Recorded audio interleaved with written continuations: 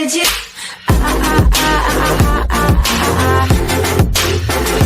Anything you want. All eyes are on next week's Swell event by Ripple. Last week's performance of XRP in the crypto markets reminded us why we love this industry. It also reminded us of the short-lived bull run from last November to January this year. This was because XRP managed to gain from levels of $0.274 on the 18th of September, to 80 cents on the 21st, and due to the exciting news that XRapid might go live in the next month or so. Doing the math, this was a percentage increment of 192% in 4 days. However, XRP has since lost a majority of the gains and is currently trading at 45 cents at the moment of writing this. Swell event by Ripple on October 1st to the 2nd of this year. Ripple is hosting the Swell event in San Francisco, California. The event is meant to connect the world's leading experts in policy, payments and technology for a proactive dialogue in global payments today. Former U.S. President, Bill Clinton, will be the keynote speaker at the event. President Clinton has been credited for his proactive approach during the American economic boom of the 90s. Some reports estimate that the U.S. economy grew by 4% annually during his tenure as president from 1993 to 2001. The Deputy General Counsel of the IMF, Ross Lecco, will also be attending the event. His attendance has not gone unnoticed by the XRP community, who believe that the IMF is slowly but surely warming up to cryptocurrencies. At XRP_news tweeted the following with regards to the Deputy General Counsel to the IMF attending Swell, 2018. The Deputy General Counsel of the IMF, International Monetary Fund, will be attending Swell in 9 days. I'm not sure people realize how big that really is. Speculation that XRapid will be officially launched during Swell. There is also the additional speculation amongst the XRP community that XRapid will be officially launched at the event by the Ripple company. In conclusion, next week's Swell event is a major event in the Ripple calendar. The event features influential speakers such as former President Bill Clinton and the Deputy General Counsel of the IMF, Ross Lecco. With the event less than a week away, many XRP fans are eager to find out what will be announced or discussed at the event and how it will affect the value of the digital asset in the market.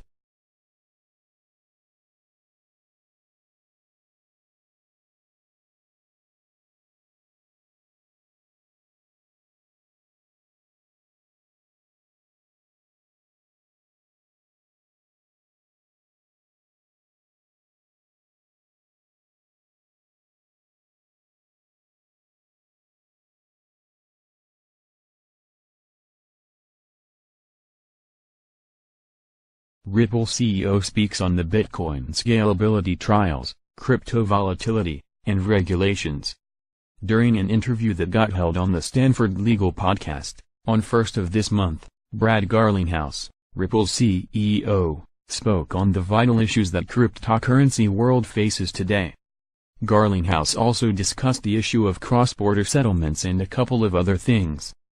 During the interview, Garlinghouse talked on what he thinks about cross-border payments' future. He mentioned how cross-border payments could be able to reduce the fee of the global transactions. Ripple's chief executive officer, that takes time and friction, cross-border, and any type of talk about friction is its cost. If we do it more efficiently, we can accelerate the global industries that we're talking about. The discussion moved further on how Ripple, XRP, aims to resolve the issue of cross-border payments, where Garlinghouse stated, "We sell technologies to banks that will allow them to connect that we call RippleNet and that allows them to do cross-border payments in real time at very inexpensive fees." Even though the world has changed when it comes to technology, Garlinghouse added that it is amazing that lots of technological payments have a central counterparty. In regards to the illegal transactions that occur in the crypto sphere, Garlinghouse said that lots of companies start at the dark side and then people start to know how much benefits and productivity can be derived for that same industry. In regards to regulating the cryptocurrencies, Garlinghouse stated that the cryptosphere was created based on decentralization, anti-governance, and so on.